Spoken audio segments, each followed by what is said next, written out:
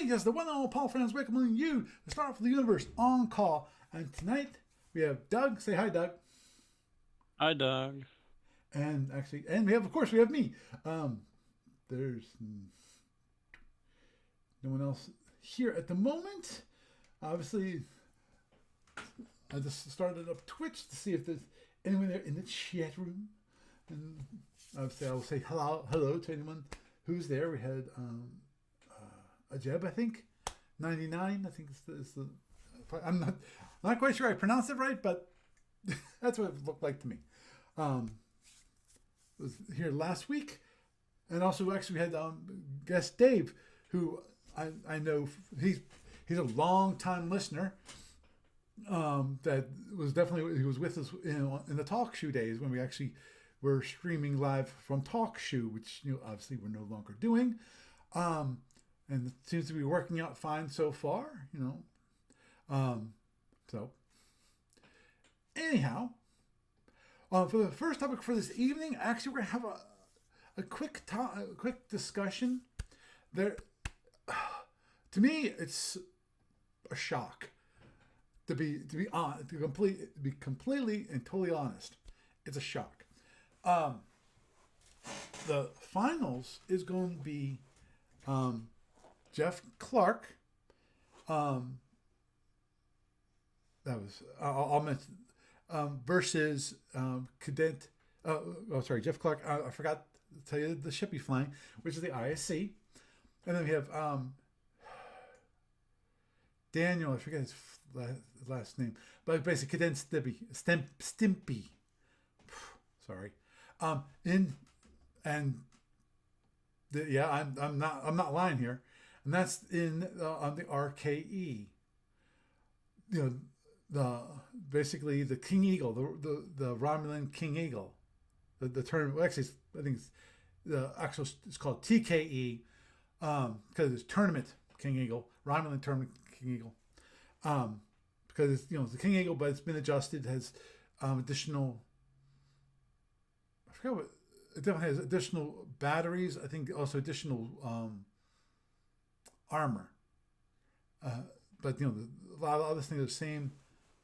I forgot that there's probably some more other things that are different from the regular King Eagle, but again, as I said, they're in the finals, which is actually pretty shocking because the TKE is considered one of the lesser ships. It's like, and don't take this the wrong way, the LDR is considered a lesser ship. LDR is a good ship overall. It's a good ship. It's just that it never makes it to the finals. It never makes it to the finals. Period. And usually TKE, it's a fun ship to fly, but inevitably, because of it's a single R torp and then two Fs, it has problems. Now, of course, the one benefit of the TKE versus the other ships, one is, of course, it has the armor. But another one of the things that is kind of a benefit is that it has all three of the torps have pseudo torpedoes. Unlike the other plasma ships, where the Fs they have no pseudos. They're all real. So if there's an F coming at you, it's real. Well, in the TKE, that is not the case. And I think that's definitely a good thing for the TKE because I think it needs it in the category, as we've mentioned multiple times on this program, how that the TKE has the issue where it has only one large, one large torp, versus other ships, like the Gorn, the TKR, the TFH, the Terminal Firehawk,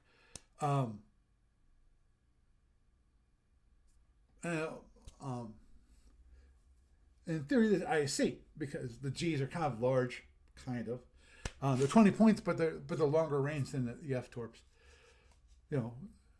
So you know,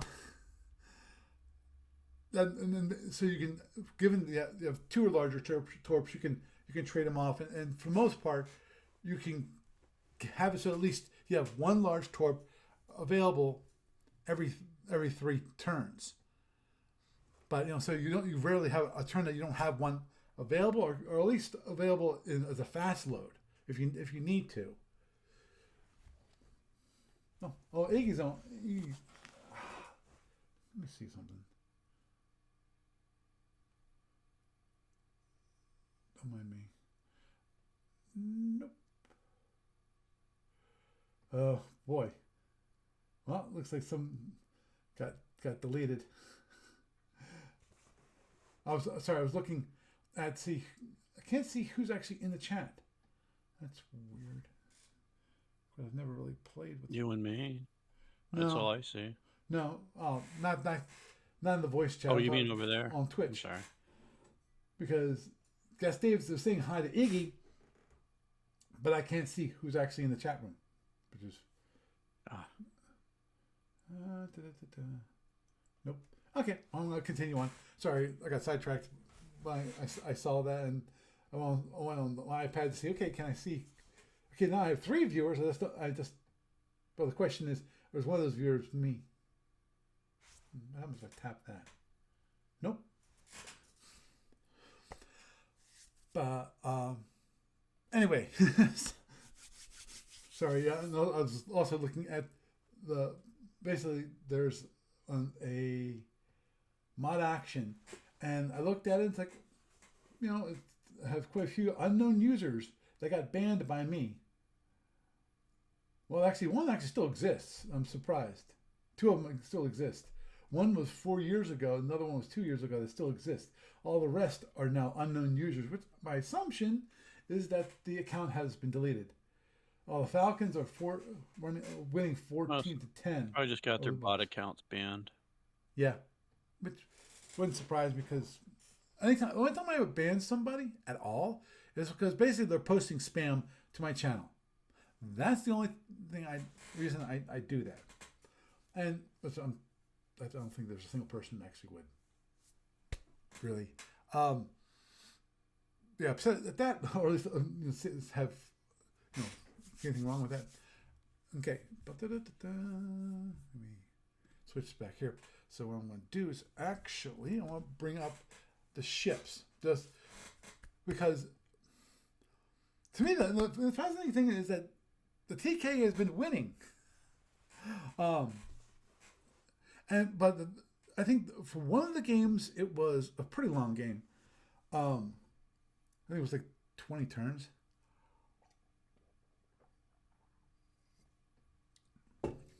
So, and the reason, in my understanding from that game, which was it was Carl Magnus, known as Hardcore is his call sign, is that he ran out of wild weasels, which tells me that he got in the position where he had to launch wild weasels. He didn't have much choice. Because obviously that's a limited resource, and you don't want to launch your shells as wild weasels unless you have to. Maybe the first one you do it because you tactically it'll be beneficial, but there's a point where you're down to your last 2. You do it only because you have to, because you're running out of that thin supply of yours, that small supply of yours. But anyway, as you can see, it has the R and the 2 Fs, and just 4 phaser ones. But it has that's one thing that did get added. I think it was these 2, right here and here, which is the phaser 3s, the left side and right side phaser 3s, which the idea was to help benefit it when it comes to drones. And I think I'd have to look, but if I recall correctly, let me see.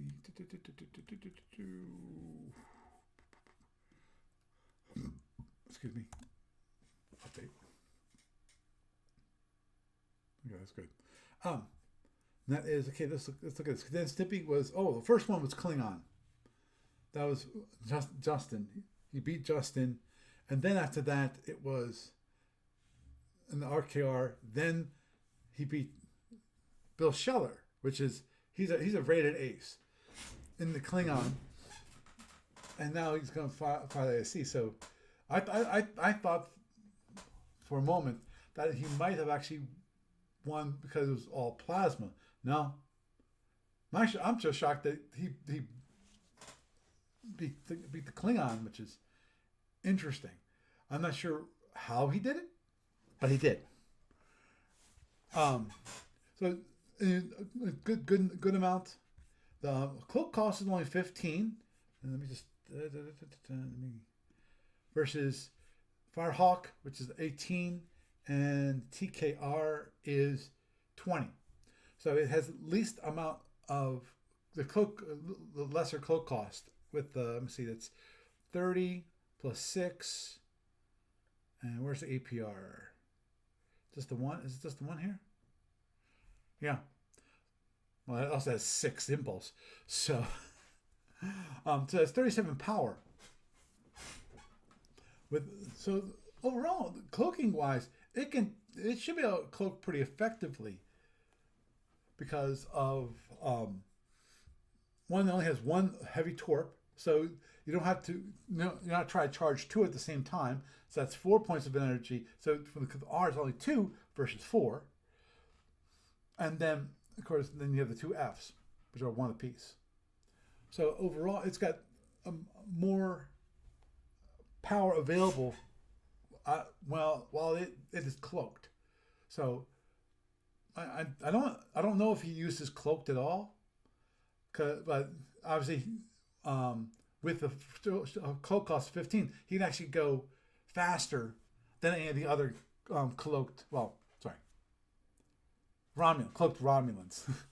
I was gonna say any cloak ship, but I think the Orion can definitely move much faster under cloak. Though obviously, the only thing I was just thinking about is that of course if in Orion if you double the engines, it doubles the cloak cost. So you wouldn't want to do that. But anyway, and it's got T-bomb. I'm not sure if he actually even used a T-bomb in any of the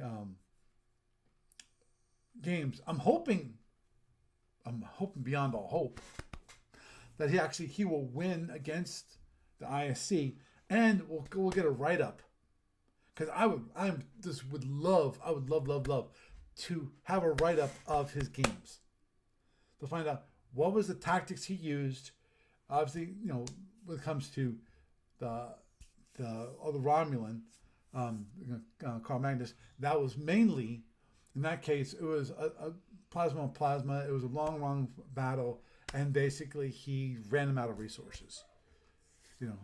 That's where it was. I'm not sure how many EPTs. I would think that later on in that combat with the 20 turns, that he actually would have done some EPTs because of, you want the most scariest sight in the world. You have a 100-point plasma torpedo coming at you. If it's at 100 points and it hits you, you're in deep trouble. Because let me see, 100 points, which is 100 divided by 6 equals, so that's 16 points. So half your shields are gone. More than half your shields are gone. And then you have, of course, okay, so 16 times 6 equals, so 4, and there's 4 of them, which actually take 17 instead of 16. So, later on, that becomes a very effective weapon and scary, which in my case, I think that might be why he ran out of weasels. You just have to launch that and just have it catch your opponent at a relatively slow speed, i.e. between 10 and 15, and you have a good opportunity. And let's bring up the ISC. Okay, there's Tholian, Andromedan, Laren, Wax. Oh, there it is, the ISC.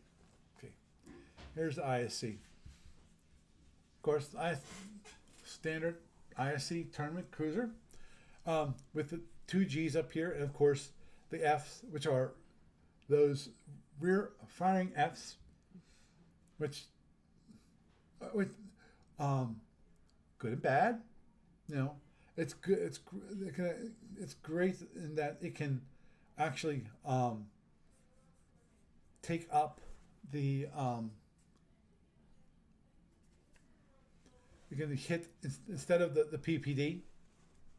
Yeah, see, we're from they have the basic restrictions under R13.1c, which means it only can fire once at a ship per turn, and also it must fire out basically going this way, and this one going out this way. So it can't go launch firing forward. It has to always go firing backwards. And but they can be destroyed on drone and torp damage. So I'm pretty sure the PVD can hit on drone. It's either drone or torp. I do forget that, and I apologize for that. Okay, let me electronic rulebook. Let me just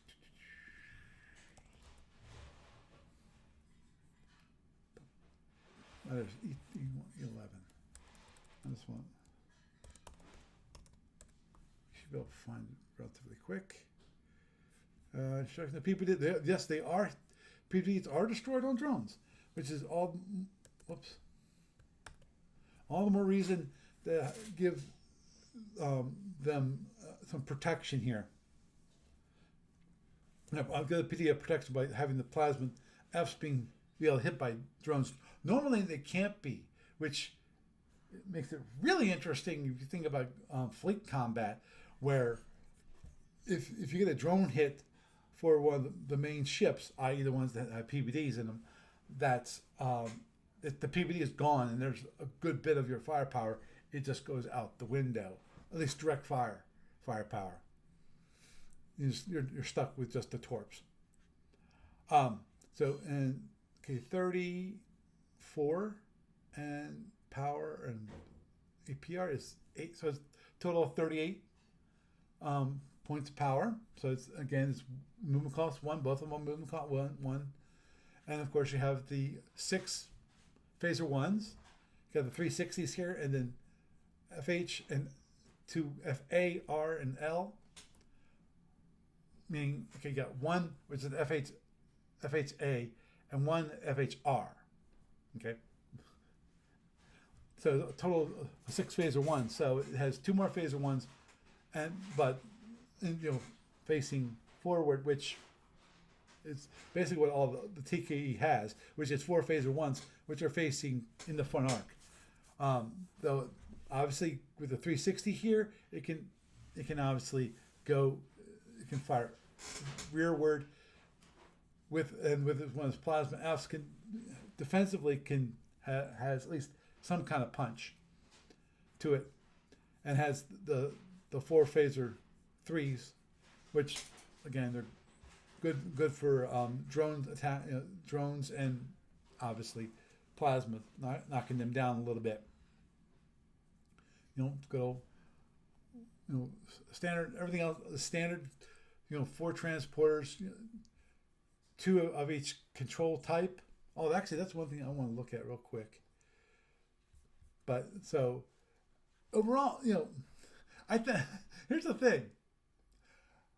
For each of his opponents that Cadence typically went against, whether it was, Bill Scheller or Metal Dog, Justin, in the Klingon, or Hardcore in the RKR, I don't think there's anyone out there that would give the RKE or the TKE.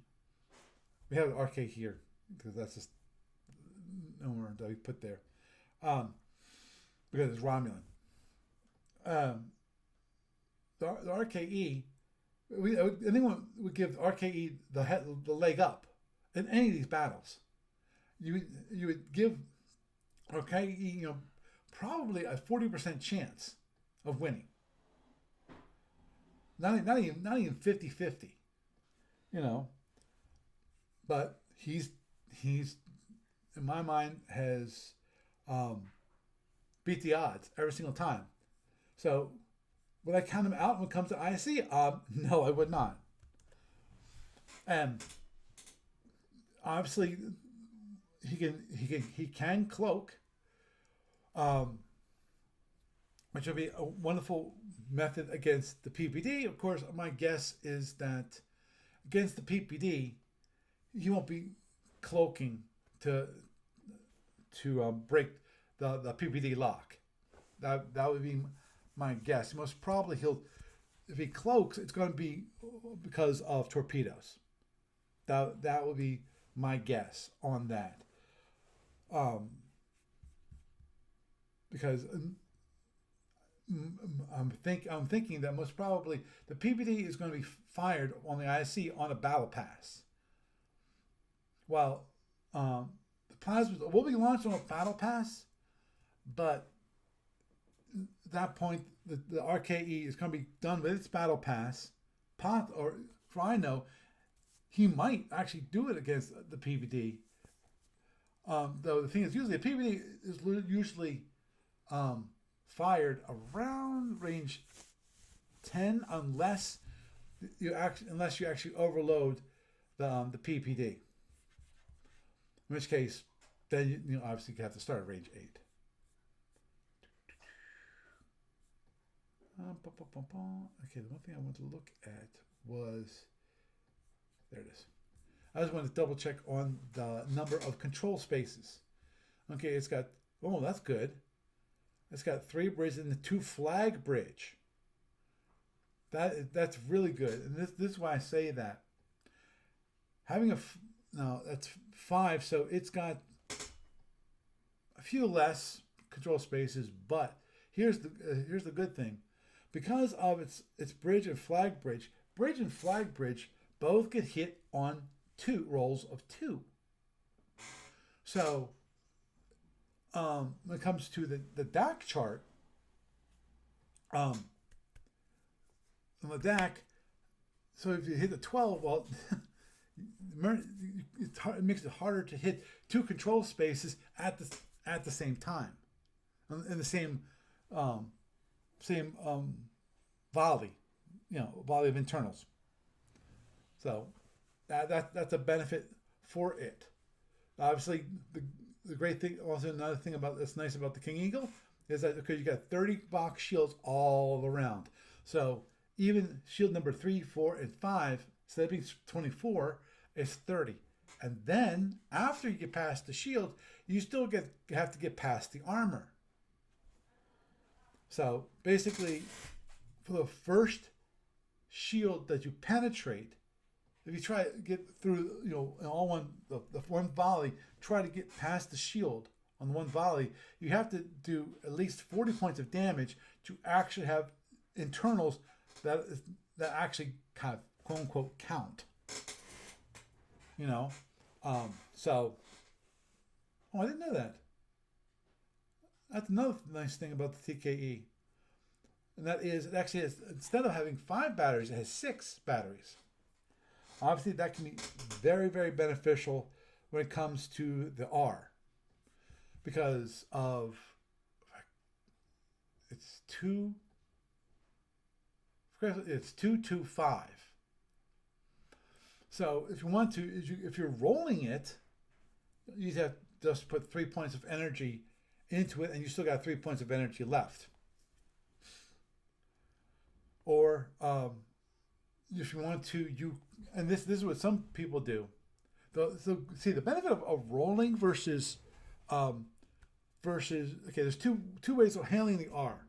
Because the R is on R can only be held on bases. It cannot be held on ships. So that means that when you can do 2 things when it comes to the R on the ship. One, you can do a rolling delay, so that you keep rolling, and then the turn that you want to launch it, you can just use 3 points of energy, and boom, it's fully charged, and you can then launch it with 3 points of energy. Now, if you know that you're going to use it as a standard torp. Now, again, the issue with that is that this limits your possibilities, which is you can charge it as an S, and then you can hold it for 2 points of energy as an S, and then just just use 2 points of energy, not 3, 2 points of energy to make a standard torpedo, standard ARP torpedo from there. So that could actually save you energy. Now, the problem with that, of course, is you limit your flexibility, because of if you have it so it's rolling. Obviously, one thing you can do, not obviously, you don't have enough energy to do this as part of reserve power, but as part of the beginning of the turn, you can say, okay, I want to envelop this R. And in that case, you can then put all the energy to it, and you have the ability to actually have an EPT instead of a standard torpedo. But if you do it as a standard, if you hold it as an S and then upgrade to an R, you're stuck as a standard torpedo. So that is one of those things you have to decide how you're going to play, how you're going to actually charge the R in that case. And again, that's one thing that I really wish, I'm going to do one quick thing here. I don't think that's the wrong one. And this one. Sims density to me this game. I assume he meant destiny, not density. Yeah, and Seth says cloak is going to be key. I tend to agree with that. How he uses the cloaking device is going to be key. I'm just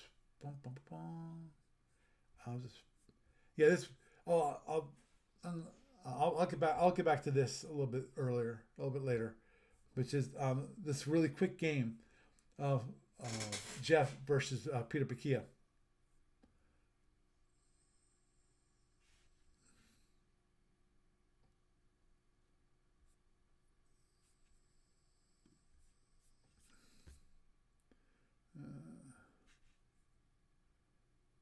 Well, only two turns. Let me just look at this real quick. I did not know that. Oh, Bitsef. Okay, I think that's how you pronounce his name. Okay, the TK, the 16-30-26 split. Wow, with passive fire control. Klingon 15-16 slipped out. Approach a range 8 without a turn in by the Klingon. Okay, so basically he went for an oblique attack. Launched R at range 15. And the Klingon elects not to turn in. Instead, it turns out to flee the 50-pointer, which is standard. The TK then turns in to chase. TK is around range 10 off the Klingon's flank. The torp is several hexes away, but still glowing brightly. And then the Klingon launches 2 and discharges 4 overloaded disruptors. Wow. The Klingon was aggressive. He thought he was going to come in and blast him with 4 overloaded disruptors. Okay, big surprise. The Klingon starts with speed 26. And TKE is same one, raises fire control impulse 1. TK deals with a turn 1 drones with 2 flank phaser 3s. Okay.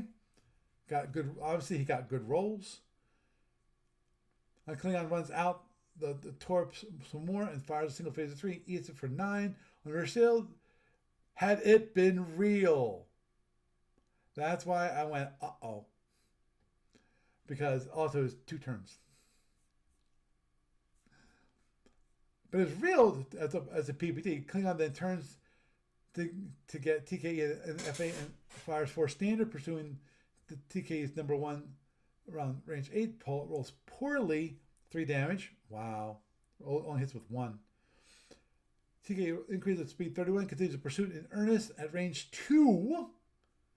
Klingon launches some drones. Wow. No scanner pack. Some drones that need to be dealt with impacted on the next impulse, unless TK wants to slip out, which it doesn't. Uses a 3-phase ones at phaser 3 to handle them. So basically, he's using all his phasers just for dealing with drones. The Klingon increases speed to 28 on 26 to avoid range 1. TA takes this as the last opportunity to land a tractor beam at range 2.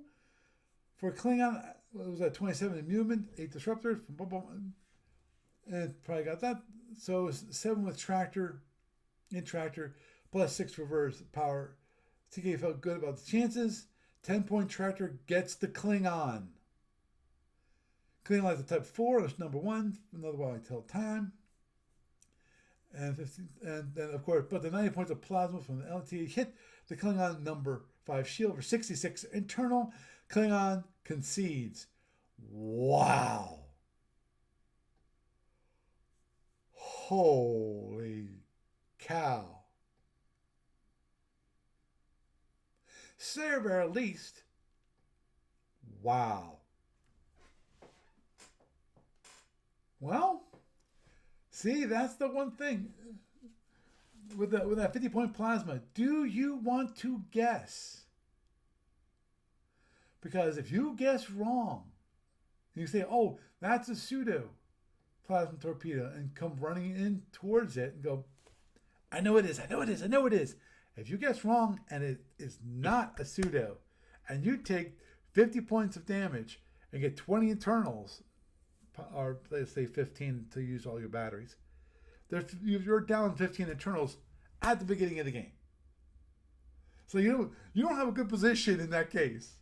So, say at the very least, I think, wow, that's just wow. But you get a bunch of time to hunt them down afterwards. Oh yeah. Wow. I mean, the downside of the R is that it takes forever to load it. Very true. Very true. And it can be outrun. Yep. Just like every other torpedo. It has, it's almost glass cannon-y, in a sense. And that thing's got a lot less hit points on the inside. So yeah. And actually, it is what it is. Yeah, and the other game, IC versus Gorn, it was basically Peter guessed wrong. And he explains it at the beginning of the post. And what he says in his post is, "I hope Jeff was going to be real aggressive, because that's what last time he was real aggressive. He beat me, and the last time I wasn't real aggressive, he lost. He wasn't real aggressive, but he wasn't, and then he guessed well, and I guessed badly. Yeah. He took real bad 12 internals and then broke down anyway, because what happened was that the Gorn came in, and then he... Can you not... Sorry. Ow! No, please don't. My cat wants to play with Aww. this. Unfortunately, this was on my leg. So what happened? Who's a good kitty? A good kitty puts his claws into my thigh. Yeah, no. I know he doesn't do it on purpose, not hurting me on purpose. At least I don't think so. The Zinni's the secret agent, secret Zinni agent. That's what I'm trying to get out. Kill the human. But he explains here, that he went through the PPD. Peter was really aggressive, and he came in.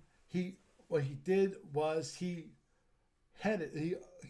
tractored the IC, and then he attempted to head. Now, actually, the funny part is, I actually was, I was watching this game when this happened. I didn't watch much of the game, but I got in at the very end, basically, because this is a one-turn game.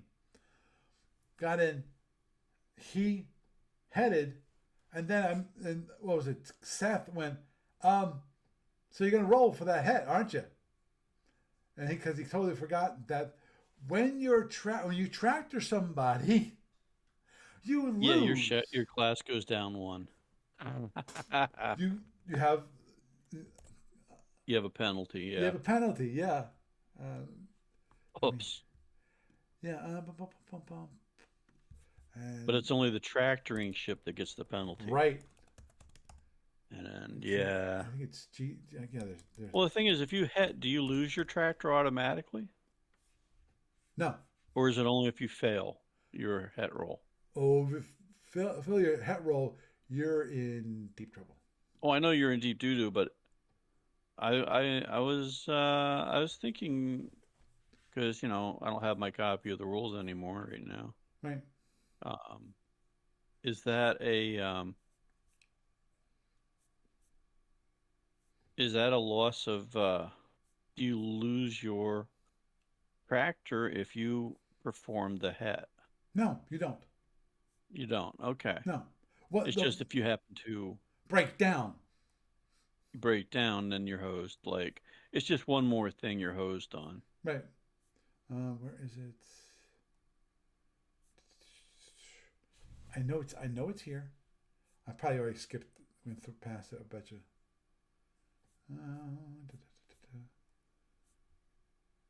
Okay, cloaked units, weasels.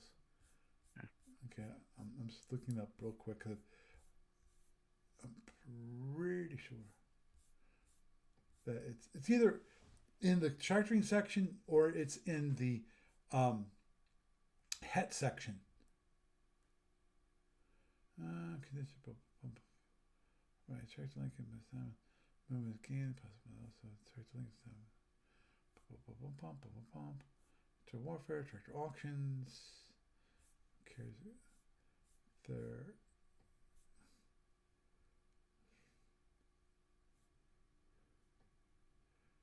Okay, that's conditional on getting a tractor, not restrictions. That's what I'm looking for. I'm looking for restrictions.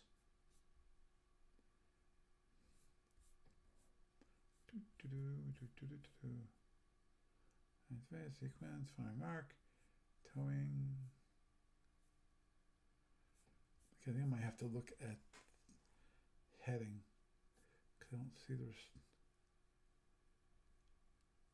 I know there's restrictions. Okay.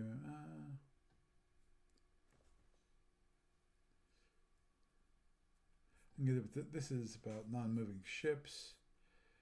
Releasing, fracturing.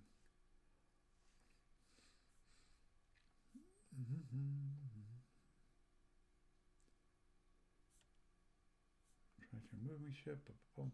Right, this is about the movement of the ship. Condition. Right.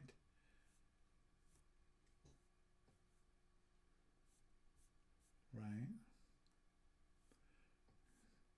Rotation. Oh, and maybe that's the problem. I didn't go farther enough. Okay, restriction on unit which is held or towed by, and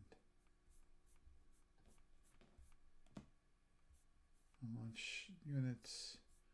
I know that one.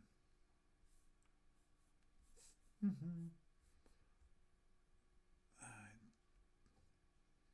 don't. Okay, I'm just one more second. I do mean sec because I have to. But I'm pretty sure basically it is it's a plus.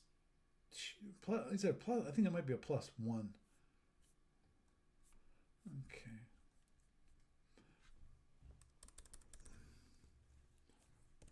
Pretty sure what's the +1? On the hat roll. Oh, there it is. Okay. Break. Okay.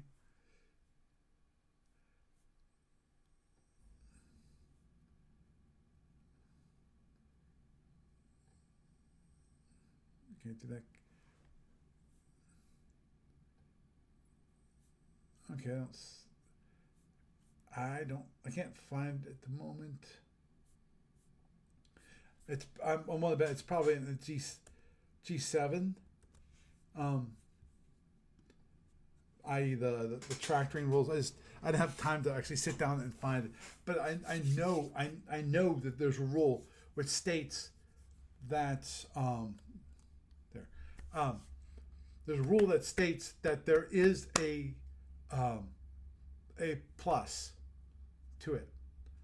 For when it comes to your het roll, and that's why, because normally the het bonus covers up that you get a +2 for your die roll for your het bonus for your die roll. So that's your het bonus. It's a +2 to the die roll for the first roll unless you're a nimble ship like the Orion. Then you have 2 het rolls, het bonuses. So that's in the case of the tractor, you get a -1. Because the reason I say that is because I remember them mentioning that, the only failure is a 6. And what happened? Peter rolled a 6. Yep. Yep, that'll happen. There it is. Yeah, He all the time. But -1 due to tracting my opponent, rolled a 6, and he broke down, game over. Yeah, that'll do it. So, it looks like on paper, RK would be favorite in the matchup with IC. I'd like to see the game too.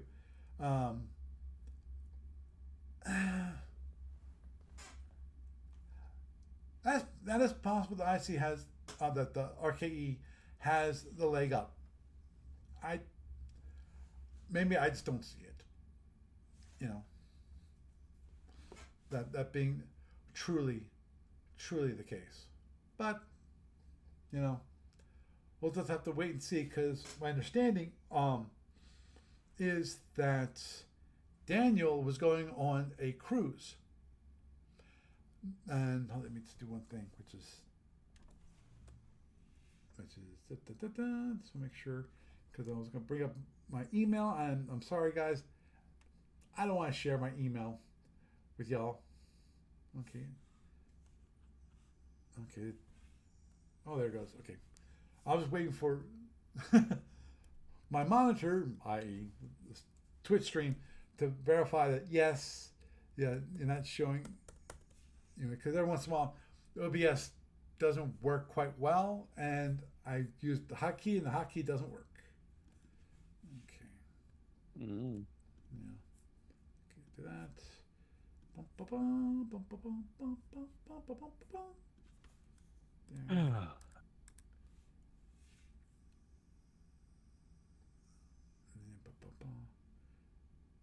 And there it is. Yeah, right. He was going to try to actually do it on the cruise.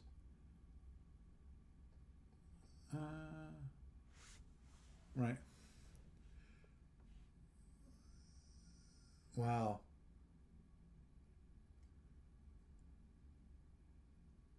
Not sure you're gonna be able to do it, but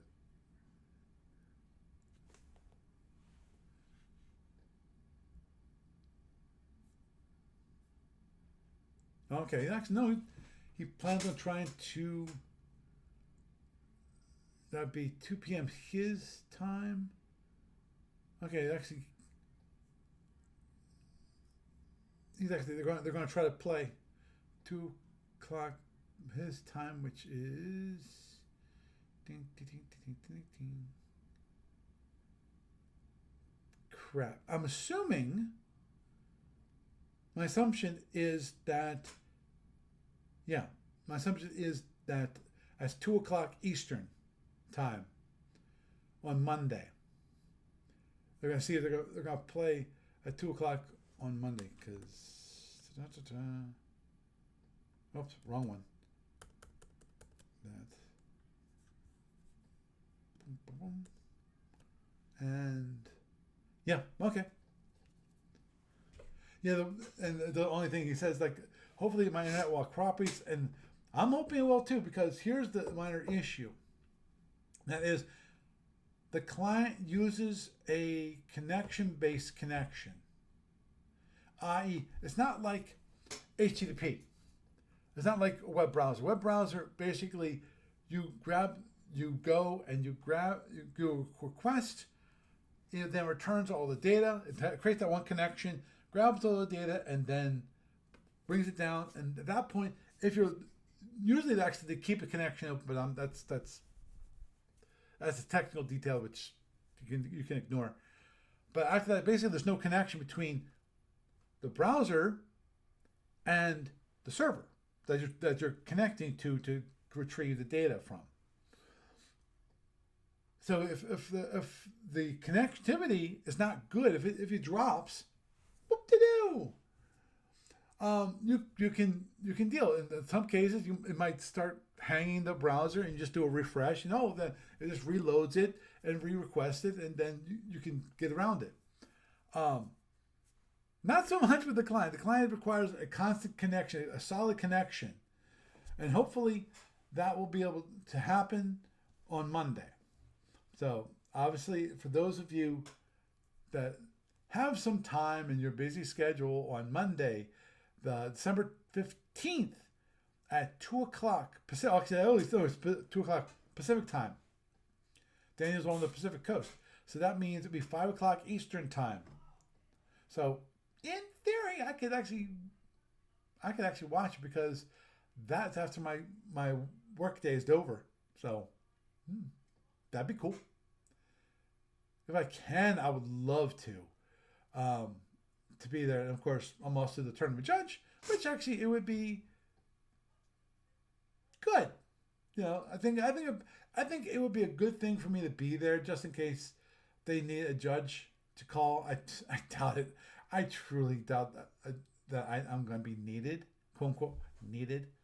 Now, the one thing that would be nice actually is for me is to actually record on my side, from an opponent, not opponent, from an observer's perspective on things, so I actually can look at it.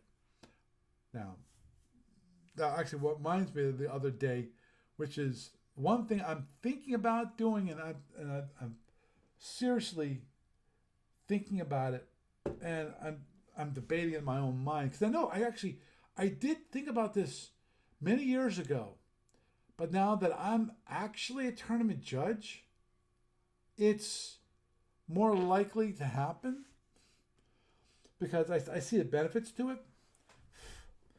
And that is the idea of a judge view. That is, I as the judge can actually look at the person's, not just their ship. I can see their EA. After it's submitted, I can see their EA. And anytime the EA gets updated, I can see it. Mm-hmm. I can see what the updates are. And then things like what normally would be hidden, like speed plots, things like that. As a judge, as an overseer, I can actually view that stuff. Now, in theory, I can add that feature in, and I can see that as being a benefit to me, so I can make sure while I'm watching, people aren't cheating. Obviously there is the one difficulty that I have as being the developer SMP Online. That is, I like to play, but people have to trust me, because there are certain things in theory I could do, I would never do, which is I want to play an honest game, but people who play against me have to trust that I want an honest game, because in theory I could tweak the client on my end to modify things, like modify the Yeah, in roles. theory you could, but I don't think you will. So Right. there you go. Exactly. As I said, people have to Why trust even me. go there in the discussion? Right. But, oh yeah, I'm not going to go too far, but people have to trust me. And if I add that feature, it'd be the question whether I deteriorate any kind of trust that people had. You know, so that was one reason I wouldn't do it. You know, so that's why it's. Well, you know what you could do is you could also add in a feature that basically tells somebody if the judge is looking at your stuff. Right. Oh yeah. Well, what it probably would have to do, which Like the is judge is reviewing your stuff now. no. Well, more to the point would be people already know that if they send me a game file, I can change the ownership of any unit. And that's because I'm the game owner. I can do that. I can do that. Um, Live, I can't do that. But what would probably be the best thing to do is prompt the player to say, um, so and so, my call sign, is requesting judge mode for on your ship, Mm-hmm. and then and then possibly with an explanation. The idea is basically that I can't modify it, but I can watch it. Mm-hmm. Yeah. So but that'll be in that case, so that they know that I'm actually keeping an eye on things, and they know that I am. So it's not like I'm doing it surreptitiously. I think I spelled out that right. Um, but secretly, basically. So Goodness. yeah, because actually we do have there. I've not looked at that for a while. I'm not sure if the UI still has it. Which is, I know previously I had the idea of a team that you have people who are team members, and within that, if you are part of that person's team, you can. I'm not sure if you could actually. I forget if I could actually. You could see each other's EAs, but you definitely could move each other's ships as part of that team. So I'm not. Okay. Yeah. So I thought I could possibly tie in to that kind of thing, but as I said, I'm fine feeling that you won't be able to see the EA, but you could actually move them. Which case, in the case judge mode, I wouldn't want to be able to move the ships. I just want to watch what's happening behind the scenes, the hidden stuff. But anyway, in that. With that note, hopefully they'll be able to play on Monday, and we'll be able to watch it. And if I'm really fortunate, I might actually be able to record it. And of course, if I am able to record it, y'all will actually be able to watch it with me and be able to go over the game. Now the question is, obviously, that even if I record it on Monday, that does not guarantee we're going to, that I'll be able to record the whole game, whether it's completed on Monday or even whether it is just it ends on Monday, because obviously even as it said there, I think it was going to be no, it said 2 p.m. Okay, cool. I just want to make sure I'm not viewing. That would be 7 a.m. his time. My understanding is that 7 a.m. Jeff's time is okay, but he's limited because he has to get to work. So they probably can play for an hour or two, but then he has to get to work. I'm assuming he's not taking the day. Doesn't have Tuesday off, because I know I would want to avoid that myself. So anyhow, with that, we have a little bit more time. So Doug actually want to bring up the topic of gamers. And that is what I'm going to be doing at Gamers. Now, fortunately... Yeah, that's an interesting topic, too. Let's get to it. What you going to do? Well, I know you wanted to run right. 2 webcam right. things. Right. And or 2 podcasts. Doug, believe it or not, last weekend I had the webcam with me. Ah. But dude. Dude, it's either... What are you doing this weekend? I have to... What are you doing this weekend? I got to check on Saturday. I know I'm busy. I'm flat out busy on Sunday. That I know. I have absolutely no time on this Sunday. I got to check on Saturday if there's anything else that was planned for. I need to check before I agree to anything. But anyway. Okay. Yeah. I mean, you could come up Saturday. I did. We could try this. The reason I didn't mention it again last weekend was just because of it was either we did that or we played Pinochle or we played cribbage. We played cribbage. And I'm sure you'd want to play cribbage. But you guys did such a great job. I'm serious. It was friggin' awesome to get that done. Mm-hmm. To get the stuff moved that we needed to move. I thought that was awesome. And thank you so much for coming down and helping with that. Oh, you're welcome. But yeah, we just kind of got distracted afterwards. I mean, it was cold out, and we got to yakking at cribbage and stuff instead. Right, so. and I got some lunch. So it was a nice, got some lunch. Nice, yeah. Nice time to chill out. It was still a good day. It was still a good, productive day. Oh, agreed. I'm just telling you that you asked me to bring it, so I did bring it. So. And yeah, I kind of semi forgot about it. That's fine. Yeah. Okay. Like everything else. So yeah, I definitely plan, as I've mentioned multiple times, which is I definitely plan on doing another live streams. Both, for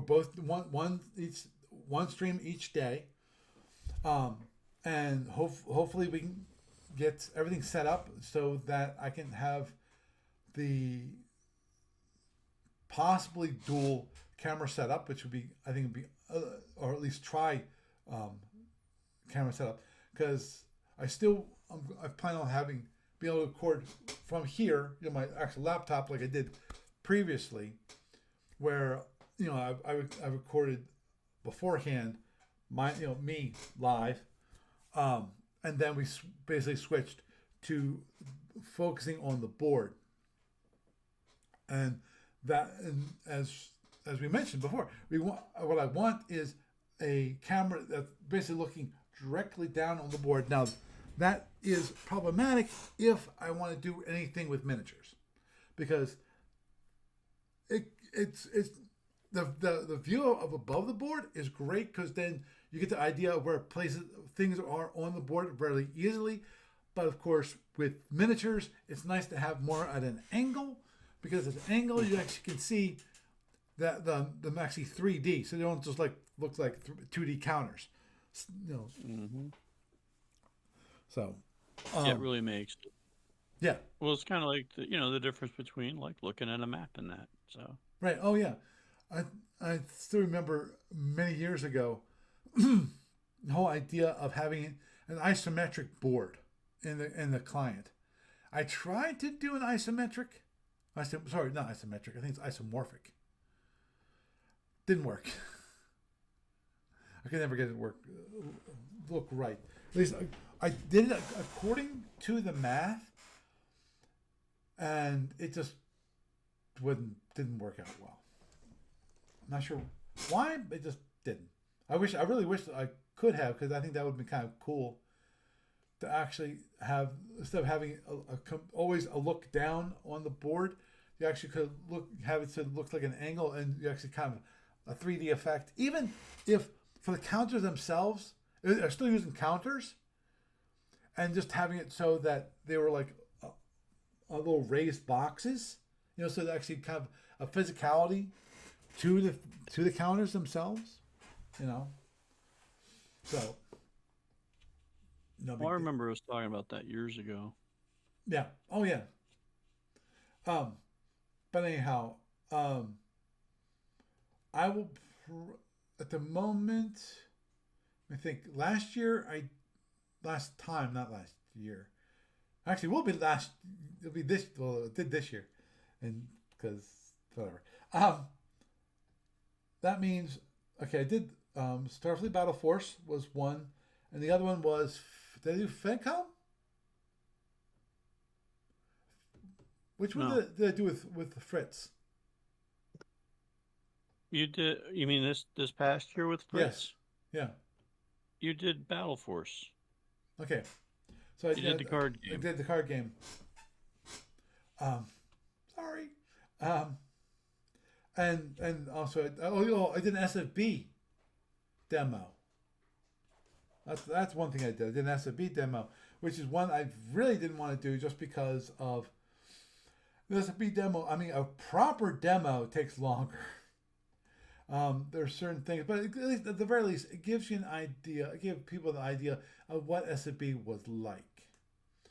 So that means I don't plan on doing F&E because I don't know F&E. I'd have to sit down and actually read through the F&E rulebook. I did at one point read part of the rulebook, um, but I never completely got through it. And of course, the important thing about any game is actually playing it, live. Mm-hmm. Now, the one thing I can do is the Starmada.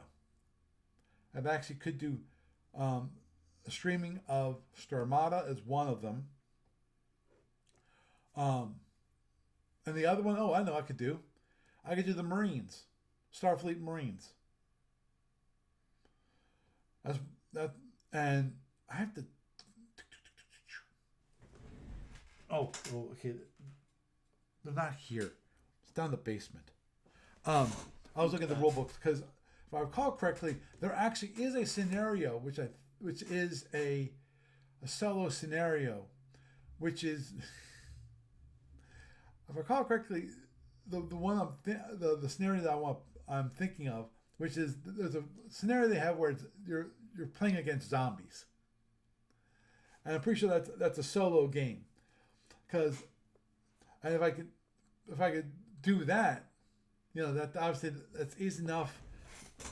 Obviously, I can teach someone to play Starfleet Marines if somebody wants to.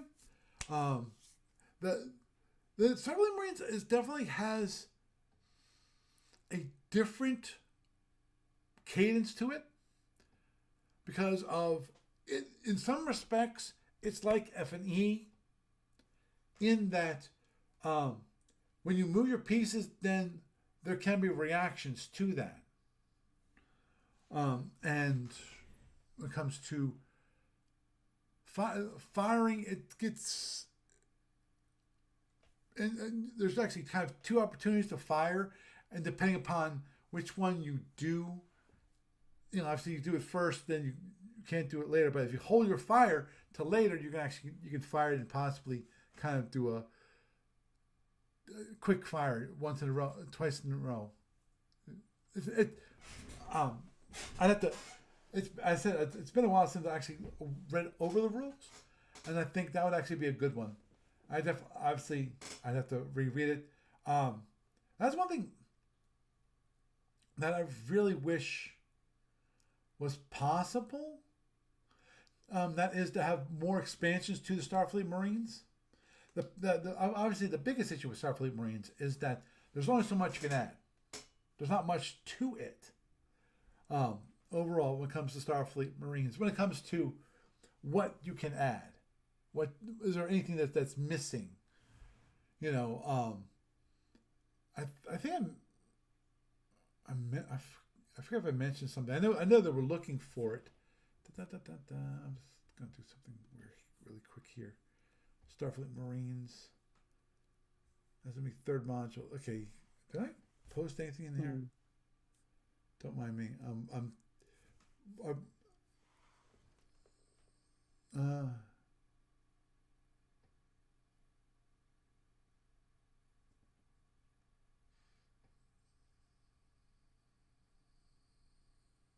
yeah. One thing I offered when this is 2021, so it's been 4 years. The one thing I say I mentioned one thing that I said the one thing that caught my eye in Module E2 was battle armor and powered battle armor, which I thought was kind of cool. I know they only exist in a Triangulum Galaxy, but that'd be a neat optional rule for people that want to play the Triangulum SFM scenario. I know I know this could be something that might just be added to a captain's log or addendum. Of course, Steve Cole replied back, "Oh, I don't see why we couldn't add it to Module 3." Mike West said, "I'll list of possible monsters." Yeah, question. Oh, that's one thing. Obviously, you can do different monsters. Oh,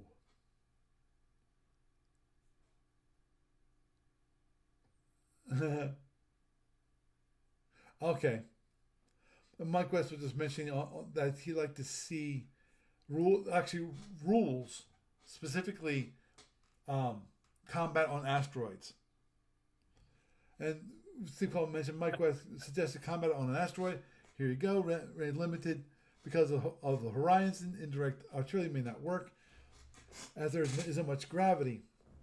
Map edges merge so they're all the way around the thing. Basically, Mike was just saying, he'd actually like to have it codified, i.e., an actual rule that states that. So, and he could do that if they actually put out a new module. Well, a few times actually Gary Carney chimed in on the same thread that I did, which is Gary said, "I agree with Paul with Battle Armor Module E2, plus the more advanced power." And he gave the link. Plus, there are potential rules for covering arachnid or Sigvarian assimilation. However, unlike LMC, basically Empires, which have module and material in Module C5 to use as the basis of data in page 19, the Starfleet Battle Matter, there's yet little data on battalion or company organization used by Empires. That actually is a good point. Actually one of the options, he mentioned actually one of the options for monster scenario could be a recharge raid by the soldier shards. Certain shard variants could be used as attack craft, whereas the dreaded black shards could drain life of any Marine squads caught within a certain radius of a landing zone. Whoa. Okay. Yeah, so last time it was mentioned, last post was actually 3 years ago in June of 2022, and that was Steve Cole. Which is, he was talking about, I'm not sure heavier tanks would be practical. They could only be moved as very heavy freight, would be limited production and much more expensive, and would require a whole new combat table. Still an idea we could use if we ran out of ideas. So, I would. That's one thing. As I said, I would love, which is, a third module. Oh yeah, I forgot about that. The Andros. This actually the post that started in 2020, so 5 years ago. Like I said, Steve Cole said, "Oh, today I did the counters for Andros. I saw that they had a little recon bot, and decided to put it on the place in it to replace the outpost Andros don't use. I didn't include the commanders because Andros don't use them, but CP pointed out that I was wrong, so I went back on the sheet." And that's true. They actually do have, at least when it comes to ships, they send robots over for boarding parties. So, obviously at some point, when they get on the ground, they're going to have commando units when it comes to being on the ground. Because Andros don't normally take that many planets. They only want a planet for resources at all, not for the people, just for the resources. So obviously you can have robots that do the resource harvesting and so forth. But if you take it from a populated planet, you're going to have commandos to actually either kill the people or at least fight them off so they can leave the planet or stay away from any operations that you currently have. Anyhow, I think we will wrap it up now because I don't want to get too late because I got started a little bit late, so I still need to record the news portion of the podcast, which I have to do afterwards. So anyway, Doug, it's been an absolute pleasure to having you around. Hopefully, I will definitely check on whether we can get together this weekend or not. Okay. Well, try to let me know. Well, I definitely will let And you know one way or the other. also send me a schedule for gamers. Like an actual, here's what I want to run as demos, normal stuff. Right. Understood. You know? Will do. And it can include your podcast times, and I could link the your Twitch on that as well. So Okay. okay. That'd be Thank good. you for having me on. Gamers Winter. It's only a few months away at this point. So yeah, it is. I mean, President's Day weekend's February. It's only Yeah. about 8 weeks. Oh, agreed. Yeah, It's I mean, December. It's Christmas in February. time, and then boom, boom, it's here. Yep. Yeah. Oh, So, yeah.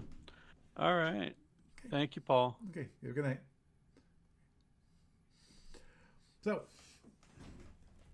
got to review the wonderful game that's going to be played, and as Seth said, yeah, the RKE should win. Not sure I see it. Of course, to be honest, I have a limited view on the RKE. I really don't think the RKE can win anything, but obviously it can because Daniel Bitsef has actually proved that it can be run very effectively and very well. And I congratulate him. It's like Stephen McCann in his Wax. You know, he on that Battle Pig. He was always very, very good in playing that ship. So with that, I am Paul Franz, and I bid you a good night.